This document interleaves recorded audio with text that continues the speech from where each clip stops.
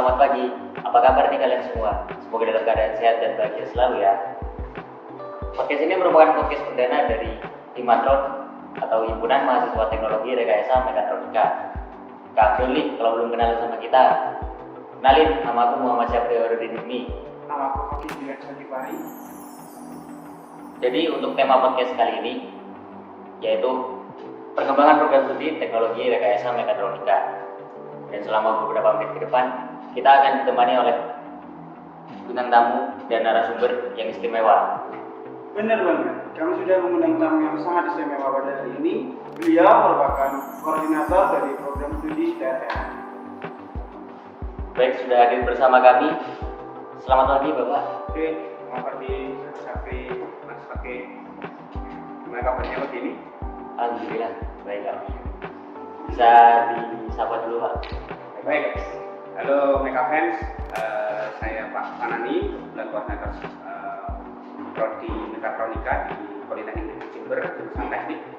Yang pada pagi hari ini saya cukup gembira karena diundang teman-teman mahasiswa mekatronik untuk bisa bergabung di podcast perdana pada pagi hari ini. Oke, terima kasih. Ini Pak, jadi ngomong-ngomong tentang podcast kali ini, temanya kan perkembangan teknologi, program studi teknologi ya.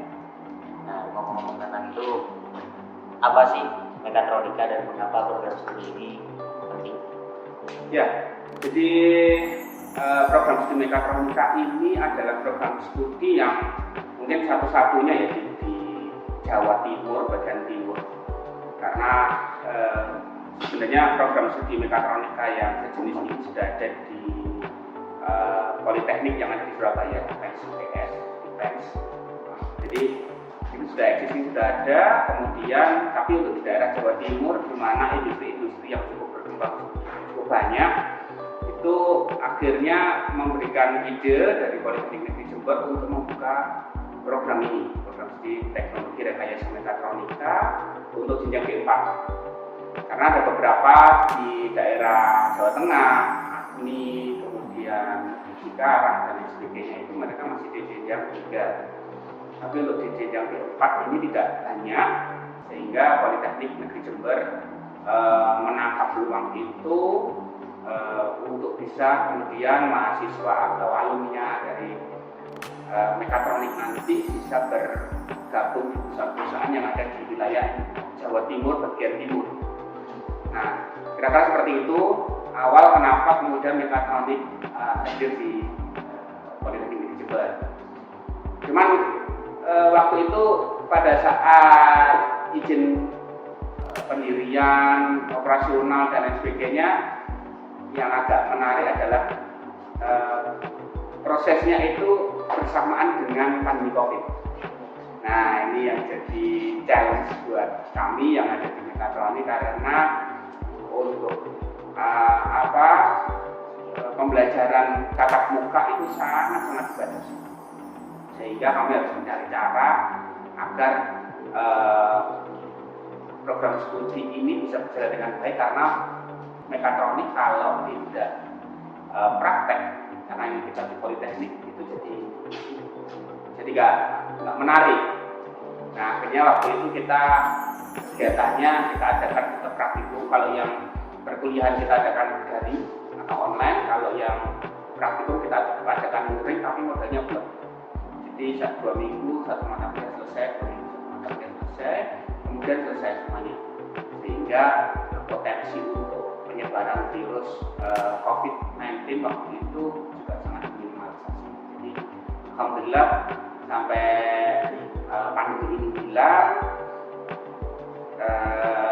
mahasiswa mekatronik juga semuanya sih baik-baik saja. Alhamdulillah. Oke. Jadi ini banyak sekali kendala-kendala yang ada di pandemi COVID, tapi alhamdulillahnya masih bisa berjalan lancar lah. Ya, kami menganggap itu bukan kendala, tapi tantangan. Nah, ya. Lebih ke tantangan. Ya, lebih ke tantangan, karena kalau kita melihat itu sebuah kendala, kita akan berhenti. Tapi kalau kita melihat itu adalah sebuah challenge, sebuah tantangan, maka maka kita nggak akan berhenti di situ, kita harus mencari jalan keluarnya seperti apa.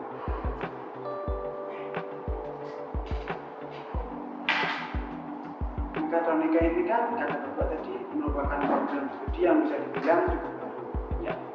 Apa sih yang memotivasi Pak Farhan itu mendirikan program studi mekatronika, terutamanya di sini? Ya, kebetulan saya dulu D3-nya Politeknik Pertama, kemudian D4-nya juga dari Politeknik Elektronika di Surabaya. Background saya adalah komputer kontrol. Awal masuk di Politeknik 2005, saya masuk di teknik komputer, engineering, dan saya adalah salah satu dosen yang menginisiasi mahasiswa untuk robot. Kemudian kita juga 2013, 2014, 2016, 2017 itu kita pernah jadi juara nasional untuk bidang roket. Nah, itu kemudian pada saat saya menyelesaikan program doktoral saya ada dikasih dua pilihan oleh Politeknik, mau buka program studi mekatronik atau bisnis digital. Tapi karena passion saya adalah di kontrol, pastinya saya memilih mekatronik. Cuman kalau di mekatronik saya harus bergeser dari jurusan teknologi informasi ke jurusan teknik. Nah, itulah kemudian memotivasi saya untuk saya lebih berminat atau lebih senang karena memang passion saya jadi kontrol. Saya akhirnya kemudian mengiyakan untuk membentuk program mekatronik di Polisi. Jadi dari praise Bapak dari teknik informatika ke teknik ini kan dalam dasar kontrol. Ya. Nah, di TRM sendiri ini apa saja sih keterampilan dan pengetahuan yang diajarkan di dalam program studinya? Ya, teknologi rekayasa mekatronika itu kalau kita lihat mekatronika itu ada mechanical, electrical, dan informatik. Itu tiga bidang itu yang memang harus diberikan ke mahasiswa sebagai bekal pada saat dia nanti selesai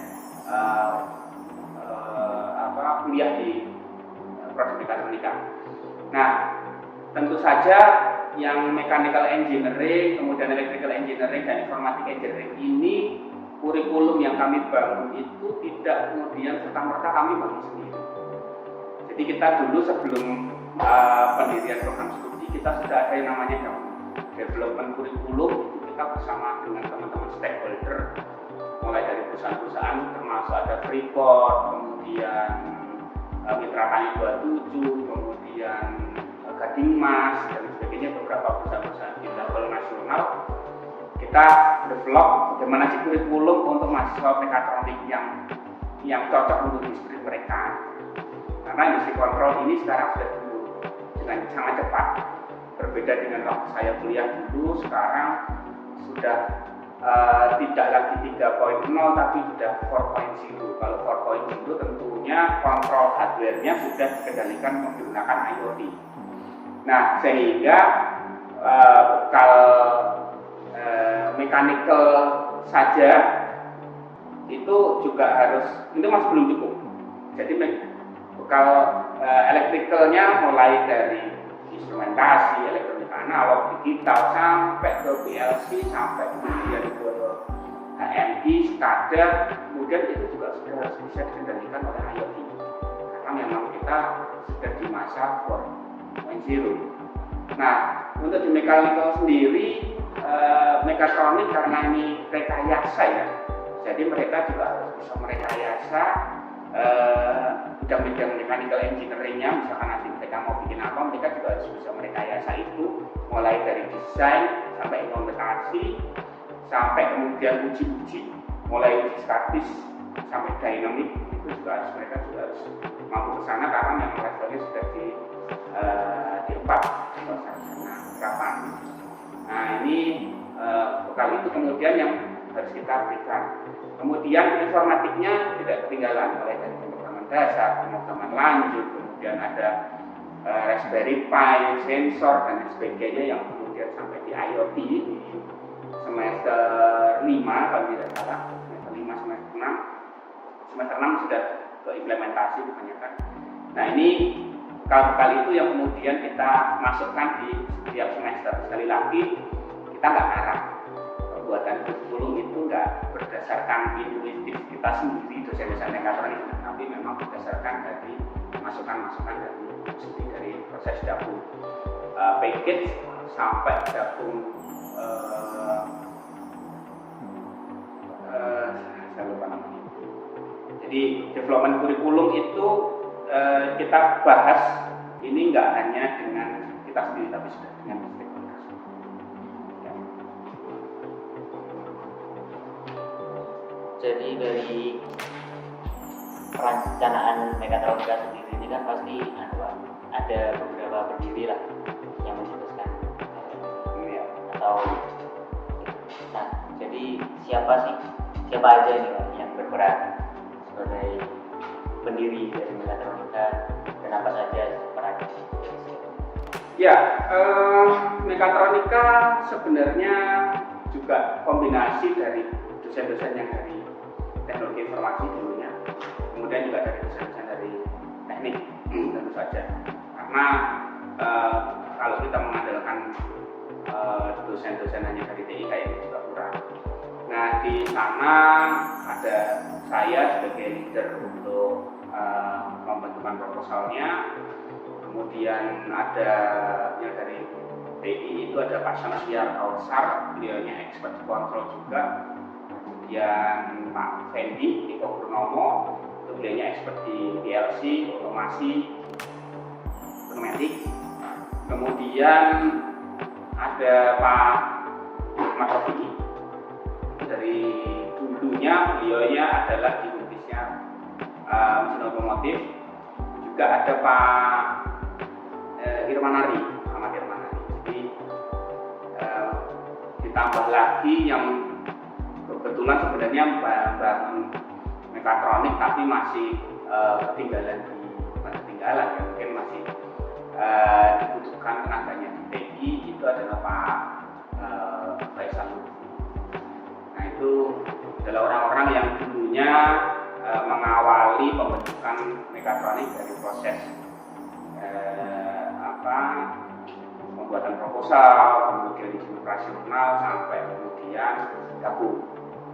Kemudian untuk di bidang mechanical engineering dulu ada Bu Rika, kebetulan beliau adalah expert dari universitas sebelah yang kita minta tolong untuk mendevelop di bidang mechanical engineering. Kemudian sekarang sudah tambahan ada Pak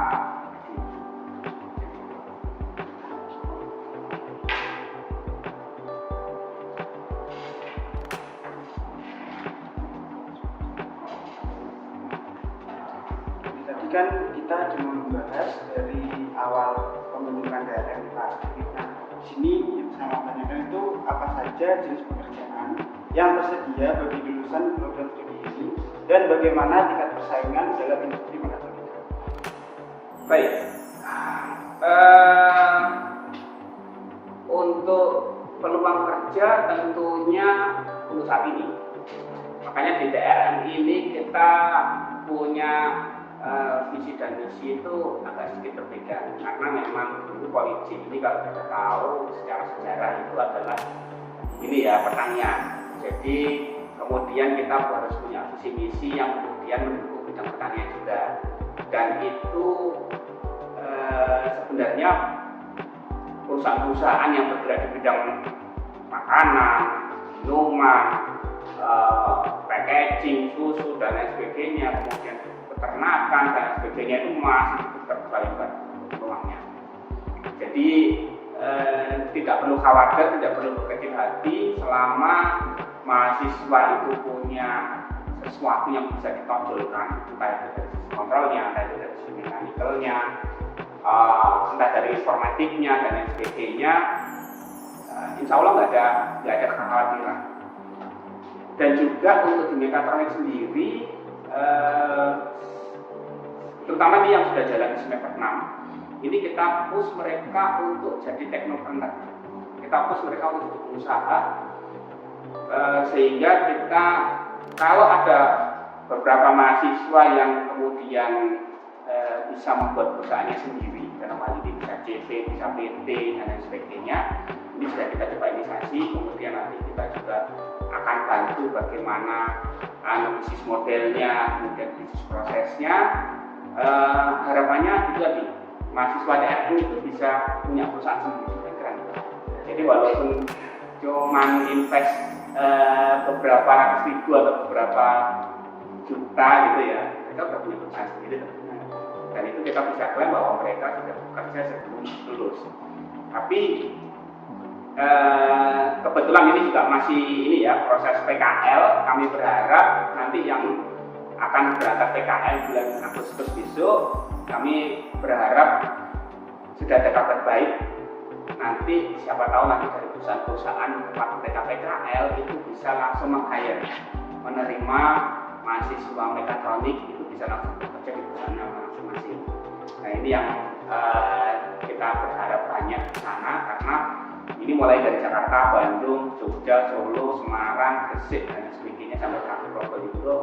Insya Allah mahasiswa mekatronik kita taruh di tempat-tempat yang cukup representatif dan cukup keren untuk bisa diharapkan nanti mereka pada saat selesai PKL bisa langsung. Nah makanya di mekatronik itu kita bikin terobosan baru lagi. Semester 6 ini seluruh mahasiswa mekatronik yang akan pertama ini pada 2020 itu semuanya sudah sambung. Nah ini belum dilakukan di program studi bahkan di jurusan teknik sekalipun.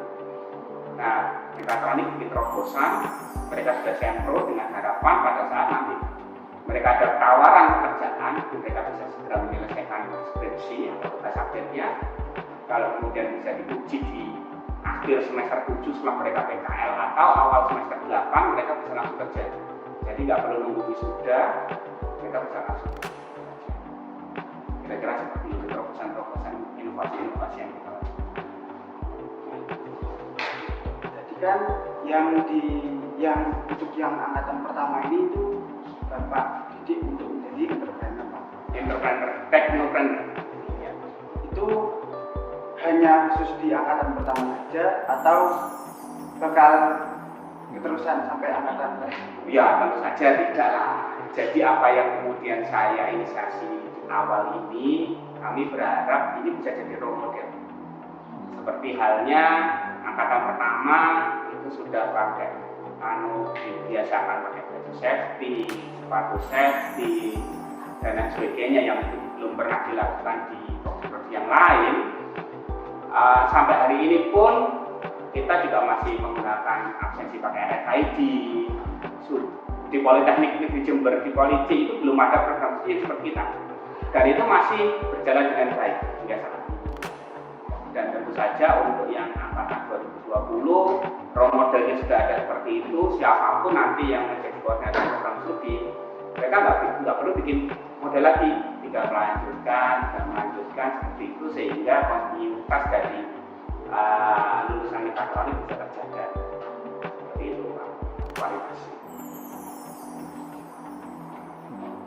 Terus buat ini Pak, pendukung buat dunia kerja ini gimana sih program studi mekatronika ini membantu persiapan kadernya mahasiswa setelah lulus?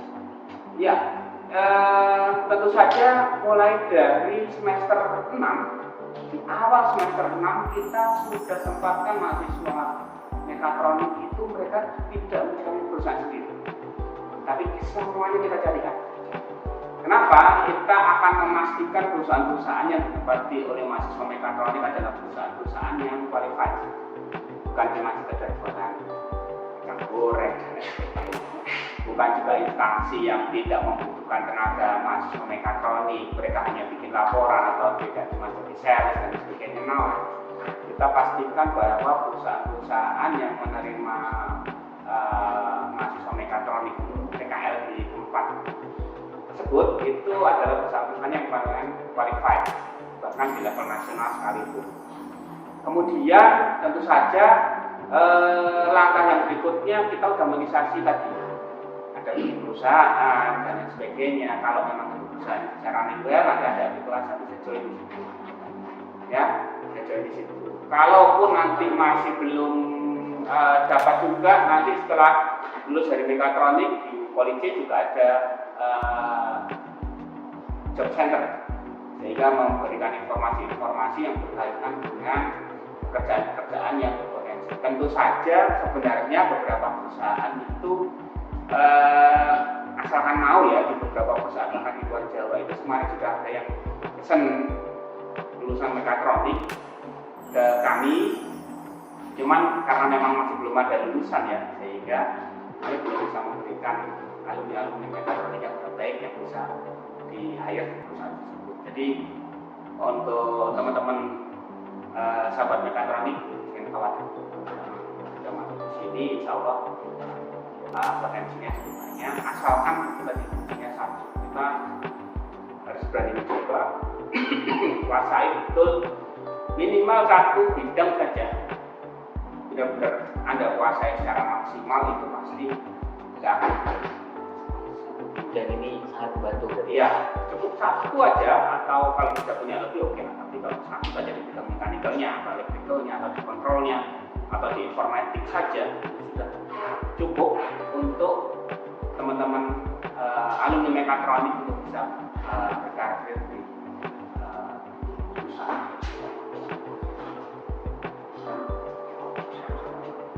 Saya juga mendengar dari para kakak tingkat dari angkatan yang pertama nih Pak, itu katanya PKL itu nggak boleh dijemput. Itu apa benar kalau? Ya, betul. Itu yang kemudian kami wajibkan untuk semuanya harus PKL itu kalau bisa keluar Jember, bahkan keluar Jawa Timur. Kenapa? Ini kan nggak di Jember aja. Ya, jangan sampai kemudian mulai lahir di Jember, SD, SMP, SMA di Jember, kuliah di Jember, PKL di Jember lagi, nanti kerjanya di Jember, jadi tahunya dunianya di Jember. Padahal peluang pekerjaan yang lebih menjanjikan itu tidak hanya di Jember. Jadi itu yang kemudian memberikan motivasi ke kami. Oke, kalian harus tahu dunia luar nih, bagaimana kompetisinya, bagaimana mereka kerjanya, effortnya, semangatnya dan lain sebagainya. Itu kalau hanya di Jember, mereka mindsetnya ya sudahlah, nanti pulang ke rumah, makan nggak mikir, kemudian sanggup tinggal minta dan lain sebagainya. Itu menurut saya nggak menarik. Bahkan kemarin yang masuk Probolinggo saya sudah izinkan juga di Python, walaupun di Indonesia Power juga menawarkan, tapi kami nggak ambil. Tapi kemarin sepertinya ada 1-2 yang finally juga di sana. Kemarin pada saat kita praktek lapangan, kalau teman-teman tahu itu ada satu kelompok yang belum dapat karena dijanjikan untuk interview, padahal ini sudah bulan Juni, Agustus mereka harus jalan. Mereka pada saat di Meratus itu adalah perusahaan ekspedisi perkapalan yang cukup besar di dunia, bukan hanya di Indonesia, itu levelnya dunia. Meratus itu punya workshop di Surabaya, kemarin kita datangi, dan mereka sangat antusias. Pada saat satu kelompok itu belum dapat pekerjaan, belum dapat PKL, itu mereka langsung terima pada hari itu. Jadi di situ sebenarnya peluang-peluang itu ada banyak sebenarnya. Asalkan satu, kita mau keluar, kita mau tahu bahwa peluang itu ada di luar cukup banyak. Tapi kalau kita nggak mau bergerak, hanya maunya Jember-Jemberan aja. Kemudian yang pasti di Jember ini ada berapa banyak sih perusahaan yang sudah menggunakan teknologi mekatronik yang cukup memadai, banyak. Paling cuma 1-2. Nah, itu motivasi kami yang kemudian mewajibkan mahasiswa itu harus keluar, ya nalarnya pecah, dapat experience, kemudian dapat pasang keilmuan yang baru dan sebagainya. Kira-kira itu Keluar dari zona nyaman. keluar dari sana. tentang tantangan dan kesulitannya di mekatronik tadi ini Pak. Tantangan dan kesulitan ini apa aja kesulitan yang sering dialami oleh mahasiswa dari sepengetahuan Bapak di program studi mekatronika ini? Ya, kalau kita amati sebenarnya permasalahannya itu sama saja. Yang pertama adalah politeknik ini adalah bidang vokasi. Politeknik adalah bidang vokasi di mana lebih dari 60% itu adalah praktek.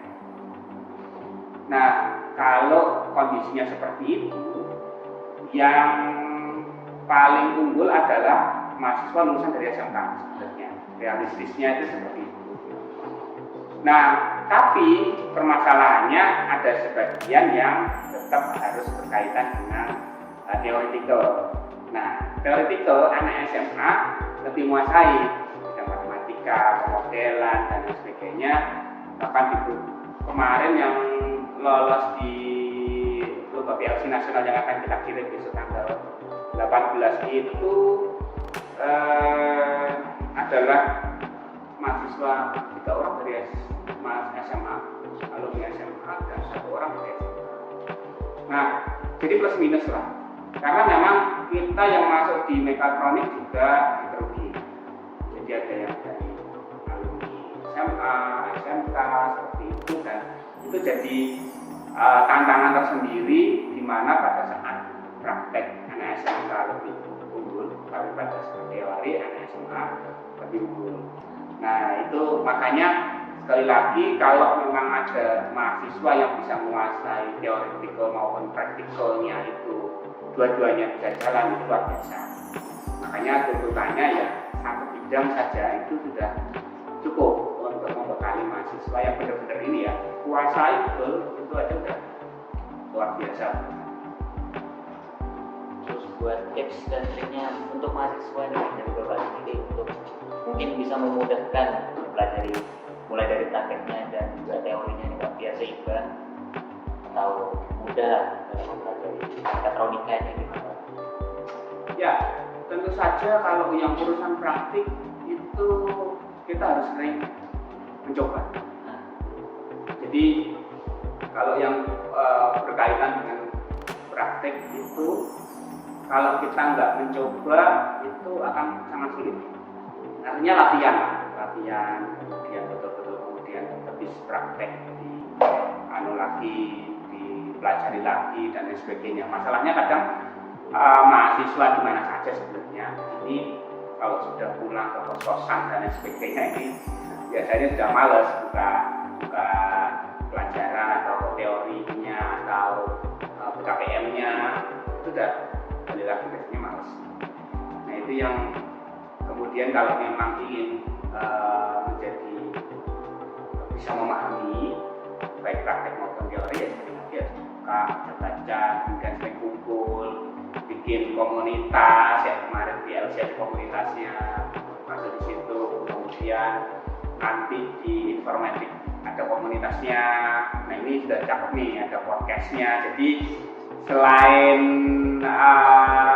materi-materi perkuliahan, jadi ada materi-materi untuk yang tidak didapatkan di perkuliahan seperti ini. Ini juga penting karena ini berkaitan dengan ilmu ya sosialnya, proses komunikasi dengan teman-teman dan sebagainya. Ini cukup penting karena sekarang tidak pintar aja nggak cukup. Jadi bagaimana kemudian komunikasi itu juga penting banget.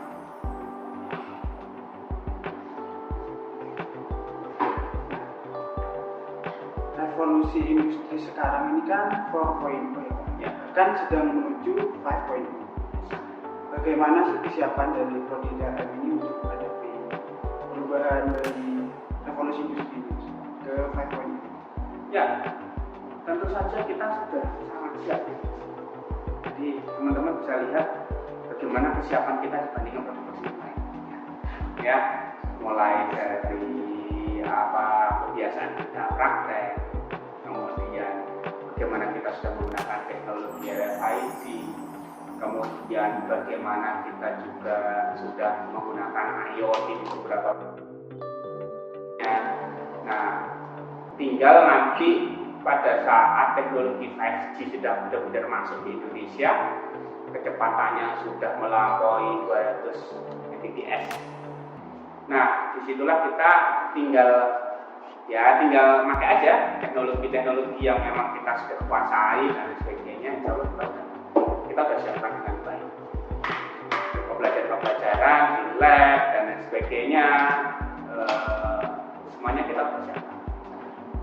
Jadi tidak perlu khawatir dengan perkembangan dunia, karena mekatronik tentunya juga akan adaptif. Tidak mungkin kemudian kita sudah puas dengan hanya kita sudah punya ini, udah puas, selesai. Ya. Kita pasti tentunya harus adaptif. Kalau dunianya sudah gunakan teknologi 5G, ya kita harus ikuti. Ya, jadi dan yang tidak perlu kami khawatirkan itu adalah mahasiswa mekatronik itu adalah mahasiswa Bunda Zizek, di mana mereka lahir itu sudah pegang touchscreen. Jadi touchscreen, HMI dan lain sebagainya itu bukan barang yang aneh. Bahkan sekarang hanya dengan berintuitif sedikit gitu ya, tanpa melihat manual book itu sebenarnya ini udah tahu ini kira-kira apa, karena semuanya sudah by icon kan.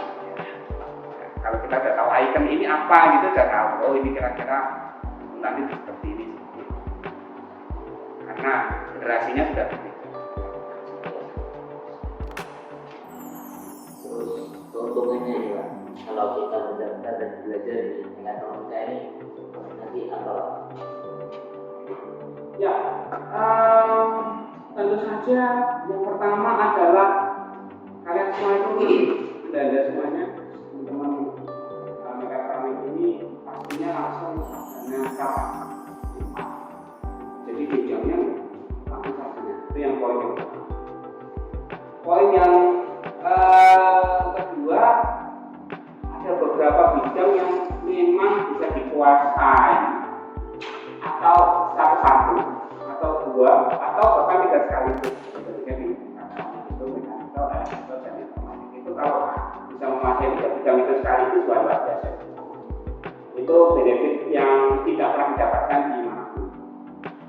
Kemudian di mekatronik kita sudah mencoba bikin inovasi-inovasi ya, yang mungkin belum ada di politik, mulai dari sejarah IT, kemudian seperti ini, mungkin di prodi-prodi yang lain sudah ada ya, tapi kita coba inovasi itu, kemudian kita coba mahasiswa jadi teknopreneur. Jadi kalau mahasiswa itu berpotensi atau punya duit yang lebih, kenapa nggak bikin usaha? Jadi nggak tergantung dengan cari pekerjaan baru. Padahal kita tahu dengan dunia teknologi yang cukup berkembang saat ini, kalau jadi pekerja itu sudah sebenarnya nggak kuat. Jadi pegawai itu nggak kuat. Keluar adalah jadi usaha. Ya, ada banyak trik, ada banyak tips yang kemudian bisa dikembangkan di sana. Itu salah satu benefit kenapa teman-teman itu harus masuk mekatronik. Jadi tidak sekedar kita cetak mahasiswa kemudian disuruh kerja, cari pekerjaan. Nah, kita selalu kalau bisa mereka ciptakan pekerjaan sehingga bermanfaat. Gimana untuk membantu masyarakat ya? Dari situ tuh bagaimana lulusan dari mekatronika sebelum ini nanti memberikan dampak positif? Ya, dampak positif sebenarnya nggak harus dilakukan pada saat setelah lulus. Ya, seperti ini podcast, informasi-informasi yang penting, informasi yang bermanfaat itu sudah bisa dilakukan. Bahkan sebenarnya kami sebenarnya nanti ke depan itu punya program yang namanya Mekatronik Mengajar. Jadi kita bisa apa yang kita miliki, kemudian kita bisa sharing, ya. Sekalian sharing, sekalian kita dapat ini, ada benefitnya. Misalkan nih, anak mekatronik itu sudah dapat dipastikan mereka Ya paling tidak untuk bikin robot-robot sederhana yang biasa dipakai untuk anak SD lomba, anak SMP lomba, lain follower dan sebagainya. Saya yakin 100% pasti bisa. Kenapa kemudian nggak itu dicoba tawarkan swasta lingkungan kita yang cukup bergengsi itu, kemudian nanti ditawarkan programnya, jadi mengajar, kemudian syukur nanti ditawarkan untuk bisa mengikuti lomba-lomba di level nasional. Nah itu punya benefit sendiri. Nah itu yang kemudian harus kita mulai. Jadi harapannya habis kita ini podcast teman-teman mekatronik yang masih lulus itu punya ide seperti itu. Siapa tahu nanti tidak hanya gratisan, tapi juga kita bisa dapat ya paling tidak bensin, ya, ongkos ini ngajar dan sebagainya, dapat profit. Nah ini selain bermanfaat ke masyarakat juga bermanfaat ke kita sendiri. Ya itu saja. Di mekatronik mengajar ini yang berpartisipasi itu apakah hanya mahasiswa atau ada juga dosen ataupun teknisi, dan sasarannya itu terutama itu siapa? Ya, ini masih gambaran ya. Sebaiknya sih itu mahasiswa. Jadi mahasiswa punya kualitas mengajar, kemudian punya beberapa part yang kemudian bisa ditawarkan. Kita tentu saja segmennya kita melihat kalau ingin mekatronik nanti sustainable-nya itu jalan dengan baik, itu kita harus mulai dari memperkenalkan kontrol robot dan lain sebagainya, bagaimana dengan mudah dan lain sebagainya, itu dari SD lingkungan kita. SD SMP itu yang kalau yang SMA biasanya sudah ada karakteristik seperti itu. Manakala mulai dari awal, mulai dari sekolah dasar, kemudian sekolah menengah pertama itu kemudian sudah punya motivasi bahwa oh ya ternyata bikin robot itu mudah, bikin kontrol itu mudah, ngoding itu gampang kok. Sekarang nggak perlu beli dulu ya, tinggal main aja di Tinkercad misalkan simulasi, kemudian nggak perlu ngoding, tinggal geser bloknya sini dan sebagainya. Oh ternyata gampang ya. Nah dari situ kita bisa memotivasi mereka bahwa oh ya passion saya ternyata dikontrol, passion saya itu bikin robot nih karena mudah. Nah akhirnya nanti kita bisa tahu juga pada saat kita susah, terus saja masih kita elektronik. Berikan gambaran kepada ya tentunya yang level dasar. Tentu saja nggak terlalu berat mahasiswa.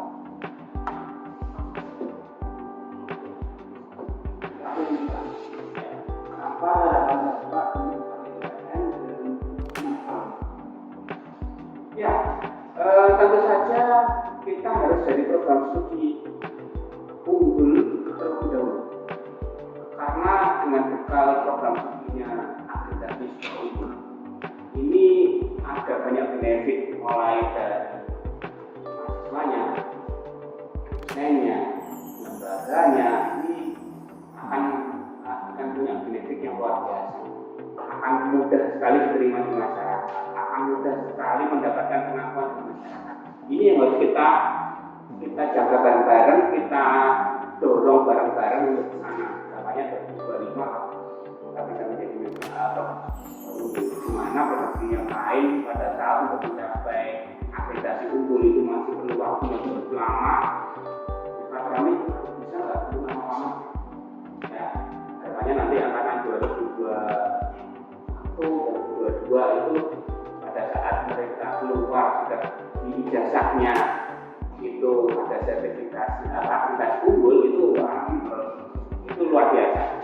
Dan Mekatronik harus ke sana, harus mendorong semuanya, mahasiswa, dosen, teknisi, semuanya harus punya satu misi ke sana, membawa mekatronik itu. Ya, jadi harapan besar kami di Mekatronik tidak hanya saya sendiri, kita semuanya harus di sana. Jadi pengakuan masyarakat itu akan lebih mudah pada saat kita di sini. Ya, tentu saja dosennya katanya ini insya Allah tahun ini sudah akan ada lagi doktoral, dosen lagi, kemudian berikutnya ada tambahan dosen doktoral, dan seterusnya semuanya bisa doktor semuanya. Jadi sebelum kita sampai sini kami sudah mengumpulkan beberapa aspirasi yang kami dapat dari program kita, yaitu pola atau pola aspirasi.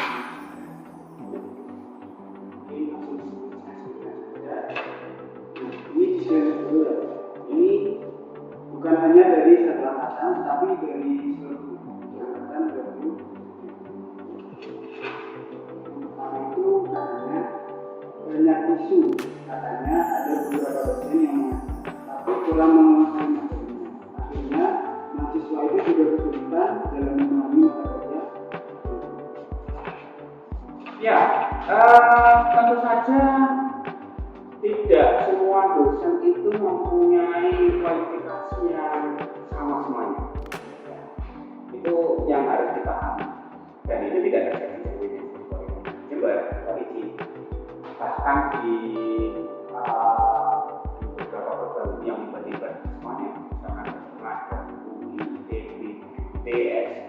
Kami dulu juga pernah belajar oleh dosen-dosen yang menurut mahasiswa, perspektif mahasiswa itu kurang qualified dan akademisnya. Itu sebenarnya hal yang karena apa? Dosen itu kalau menurut saya sama dengan sebenarnya dosen sama dengan guru itu nggak bisa kemudian dicetak, tapi memang harus dilahirkan. Jadi jiwa mengajar, dia menguasai bagaimana transfer knowledge yang baik dan lain sebagainya itu nggak mudah. Itu yang pertama harus kita semua pahami bahwa ya sama aja kita punya guru, punya SMP, SMA, SD, SMP, SMA. Tidak semua guru kita pinter. Ya ada juga yang guru yang masih bawahnya dan sebagainya. Itu kan memang nggak gampang ngajar, teknologi itu nggak gampang. Itu yang pertama. Yang kedua adalah pada saat ada dosen yang tidak mempunyai background dari politeknik kemudian ngajar di politeknik, ini masalah. Dan ini yang sangat umum terjadi di Poliji, bahkan di beberapa politeknik yang karena mereka tidak punya etika politeknik. Yang namanya politeknik itu ya banyak praktikunya. Dia harus benar-benar menguasai praktek, konsep-konsep praktek dan sebagainya, bagaimana praktikalnya, bahkan teorikalnya harus clear. Nah kemudian bisa dipraktikkan itu tidak banyak. Kenapa? Karena memang mereka backgroundnya bukan dari politeknik. Kebetulan karena saya itu dari politeknik, saya paham betul bagaimana sistematika dosen politeknik itu yang baik itu bekerja. Nah, tapi untuk dosen-dosen yang S1 bahkan S2 nya dari universitas ini yang masalah. Ya, sekali lagi mereka seringkali mereka hanya mengajarkan secara teoritikal, bahkan teoritikalnya dulu pun mungkin bisa jadi mereka diajarkan oleh dosennya, ya sudah mahasiswanya sendiri, mandiri, apapun yang mereka dapatkan ya maknanya urusan mereka, misalkan seperti itu sekali lagi adalah dikarenakan sekarang banyak sekali dosen-dosen yang memang berasal dari politeknik sehingga culture politiknya lah. Karena idealnya dosen politeknik itu seperti yang ada di politeknik Jember, walaupun mereka dulu itu bukan dari politeknik, mereka disekolahkan untuk menjadi dosen politeknik. Dulu itu angkatannya sampai ada 3 tahun. Kalau dapat 5 kali angkatan itu di kapan? Mereka sekolahkan bagaimana mengajar di politeknik, bagaimana bikin PKPM dan lain sebagainya, kemudian bagaimana cara mengajar teoretikalnya dan sebagainya itu ada untuk dosen-dosen angkatannya lama itu memang berkarya politeknik.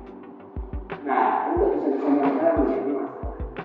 Jadi bagaimana cara menyikapinya? Kalau menurut saya ya kita harus mandiri. ilmu itu nggak bisa didesain.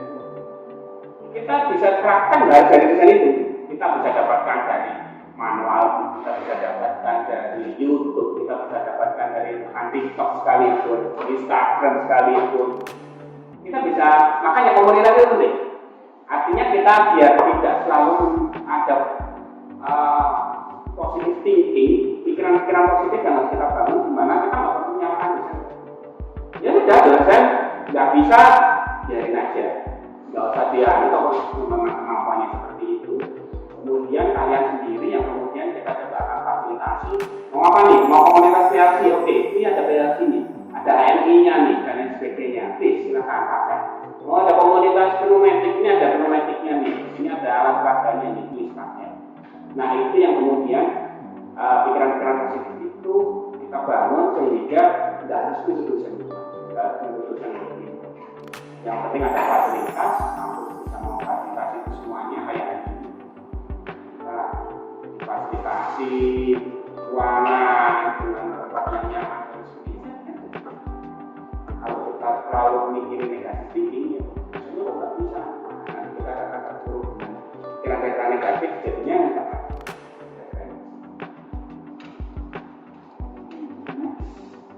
Di angkatan 2020 IP di semester 5 kemarin tidak hadir, yang dimana PMK dan SID mendapat IPMK. Kenapa saya bilang tidak hadir? Karena penduduk mahasiswa yang mengikuti PMK dan SID itu paham akan mata kuliah yang diberikan. Ya,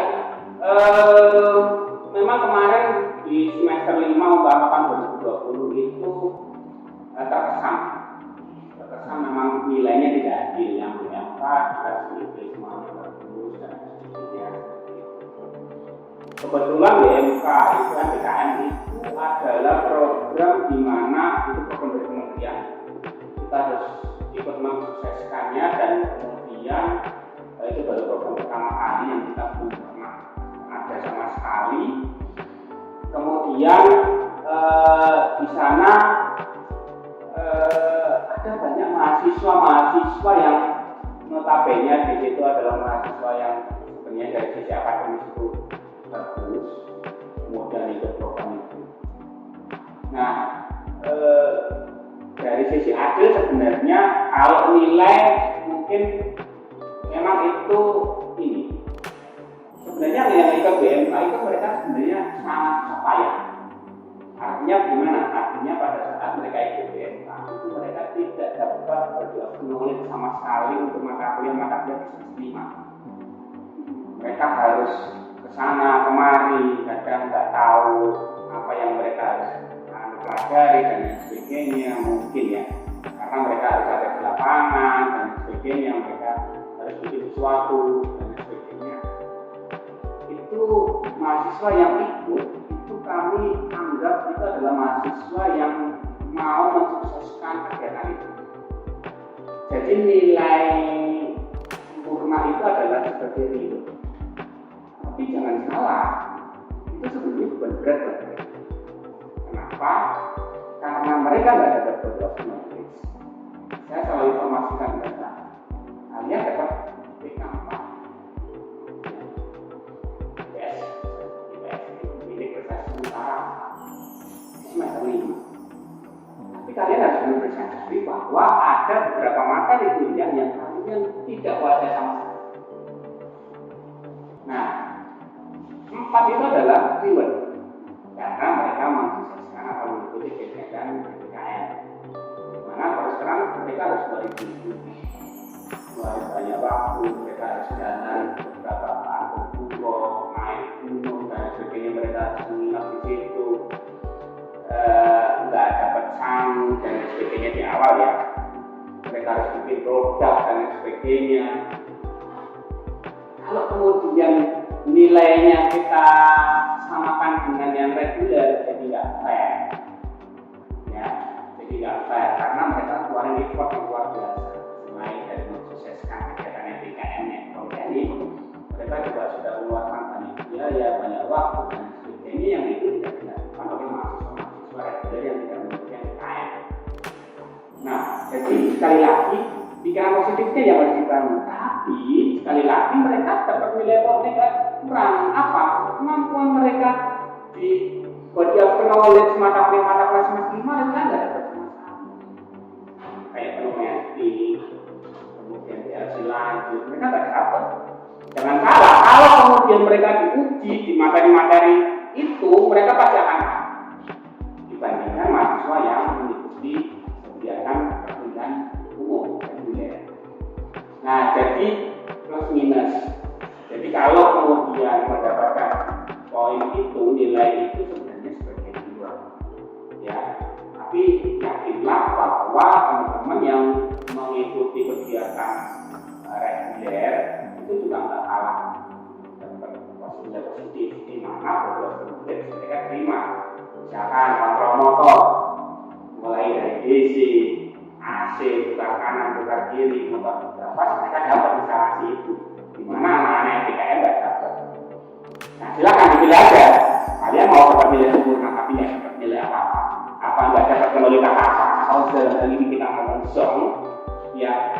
Atau kemudian ada dapat IP yang real sebenarnya, tapi memang itu dari usaha kalian sendiri. Ini kan apa hal yang memang ya harus kita berikan, akan sangat tidak mengasihkan pada saat mereka ikut PKM, kemudian mereka sudah susah keluarin waktu, keluarin duit, keluarin tenaga, pikiran dan sebagainya, mereka dapat nilai yang real gitu. Nah itu padahal mereka tidak dapat mata kuliah itu sama sekali, saya jadi nafas. Ya, jadi sekali lagi pembangunan pikiran positif harus dilakukan.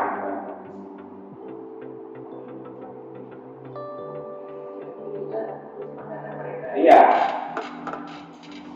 Untuk sasaran saya sebenarnya lebih ke fasilitas yang ada. Beberapa di antaranya belum maksimal sehingga kurang mantap dalam proses pembelajaran.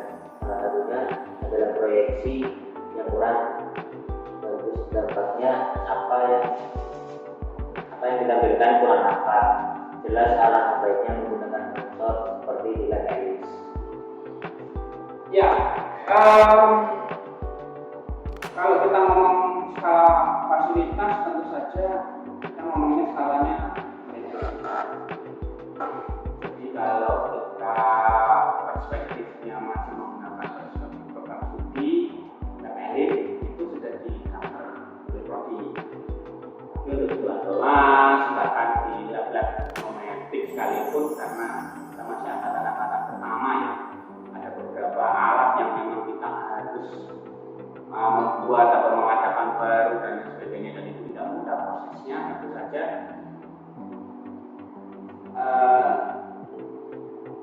itu saya pikir normalnya begini. Ya sementara kalau ini bisa tapi saya bisa pastikan, saya yakinkan ya, yang ada hari ini existing itu banyak sekali yang masih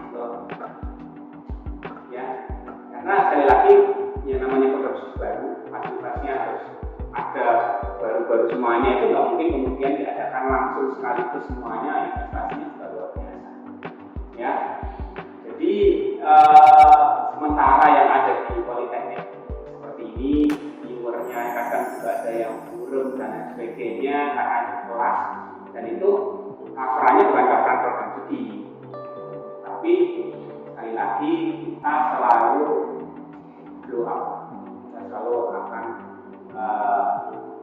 berbenah diri dari sisi fasilitas dan sebagainya. Kita akan coba baik lagi kayak misalkan kemarin dari mekatronik pada saat yang angkatan pertama promedik di Indonesia, kemarin di MOT hanya nambah IP-nya, nanti insya Allah beberapa bulan ini tidak ada nambah 2 meja lagi, nanti angkatan berikutnya sudah nambah 2 meja lagi dari pas meja. Nah, sekali lagi itu proses. Kalau kemudian Anda masuk untuk yang luar biasa, juga kayaknya nggak mungkin, bahkan itu di level di program tinggi yang negeri ya, itu belum pernah ada. Kebetulan saya sudah pernah di apa? PPN terakhir saya di SD dan teknik elektronik juga. Bahkan meja riset per mahasiswa pun kan harus disediakan, harus di beberapa kafe itu bukan riset dan sebagainya, modifier dan sebagainya. Jangan lupa itu level kondisi yang sudah ada baca-baca maka SPP. Nah, apalagi yang politik kecepatan fasilitas dengan kecepatan program studinya pastinya belum sempurna. Jadi ya sekali lagi kita nikmati saja apa yang ada, kemudian kita optimalkan yang ada, dan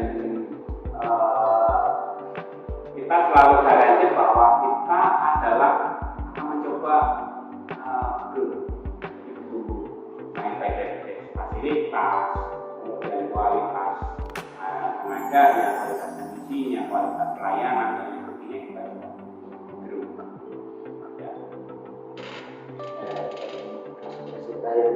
Absensi yang ada di sini online ya, kalau kadang-kadang tidak ada jadwal tiba-tiba di absensi online tulisan error itu ya karena di daerah ini ada dua sistem absensi. Jadi dulu itu kenapa kita pakai RFID adalah pada saat pandemi, kemudian kita mengurangi resiko penularan COVID itu di tas yang kita datangkan itu. Jadi takutnya gini, dulu potensinya kalau misalkan dia batuk, dia ada droplet, kemudian dia pakai kertas, mungkin dia dengan COVID, kemudian kertasnya geser lagi, nah itu kemudian yang memotivasi kita untuk oke, kita gunakan teknologi yang sebenarnya sudah ada dari saya kuliah di tahun 2002. Itu teknologi RFID saya sudah pernah modif, cuma tercoba saat ini dan sekarang masih tetap jalan. Nah, tapi politeknik ini sebenarnya ada mekanisme absensi yang manual lagi. Nah, itu kemudian yang diedrikan juga oleh UPK dan sebagainya. Nah, kadang yang RFID itu dikontrol. Ya, RFID jadi kontrol untuk yang SIM online. Ya, jadi kalau memang teman-teman sudah merasa datang, sudah ngetes di RFID-nya, kemudian di SIM-nya itu boleh ngomong. Tapi sekali lagi, kalau saya itu poinnya di maksimal di 10-15% dari seluruh penilaian di masing-masing mata kuliah. Jadi nggak perlu khawatir dengan pengalaman Anda dengan sertifikasi kemudian bisa memperbaiki, ya sudah ada sertifikat. Koordinasi dengan dosen koordinator mata kuliahnya atau dosen pengampu mata kuliah pada saat itu, apakah Anda memang bisa membuktikan bahwa Anda tidak atau tidak, kemudian selesai. Itu bisa diselesaikan. Saya pikir ini cuma masalah saja, tidak terlalu berhubungan dengan kompetensi ini. jadi sekian dari aspirasi Ya. Terima kasih banyak dari dalam pembahasan mulai dari pembuatan perintisannya, perkembangannya hingga inovasi untuk program studi. Saatnya kita berada di penghujung acara. Kami berterima kasih banyak kepada kalian semua yang sudah hadir di podcast kali ini. Juga terima kasih untuk Pak Farhan Ya, sama-sama. sudah hadir sebagai narasumber kita. Dan terima kasih banyak kepada mereka yang mendengarkan podcast mulai awal sampai akhir. Stay tune terus ya untuk mereka podcast selanjutnya. Selamat pagi, selamat hari kami. Terima kasih dan sampai jumpa. Oke. Terima kasih semuanya.